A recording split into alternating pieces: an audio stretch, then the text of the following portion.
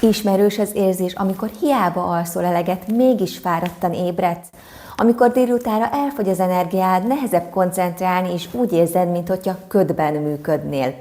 Sokan ilyenkor egy újabb kávéhoz nyúlnak, de a tartós kimerültség gyakran összetettebb jelzés annál, mint amit egy gyors stimulánst meg tud oldani. Saját tapasztalatból is ismerem a hosszan fennálló fáradtságot és a túlterheltség érzését.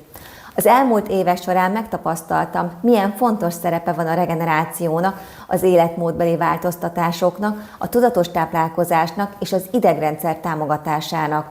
A saját utam, valamint a kliensekkel szerzett tapasztalataim alapján írtam meg ezt a cikket, mert a tartós fáradtság nem egyszerűen akaraterő kérdése. A kimerültség hátterében számos tényező állhat, például a tartós stressz, a kevés vagy nem megfelelő minőségű alvás, a túlterheltség, a táplálkozási hiányosságok, vagy akár egészségügyi okok is. 3 életmódbeli lépés a regeneráció támogatására.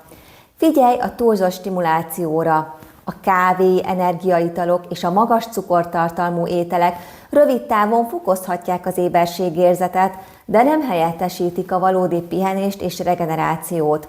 Érdemes megfigyelni, hogy a mindennapi szokásaid hogyan hatnak az energiaszintedre, és törekedni a kiegyensúlyozottabb megoldásokra.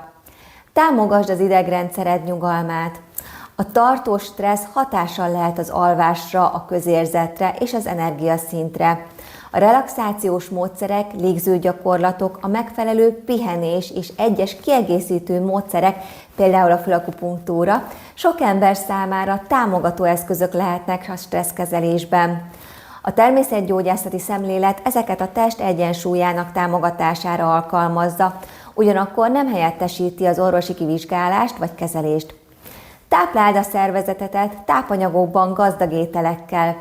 A változatos, természetes alapanyagokra épülő étrend segíti a szervezet megfelelő működését.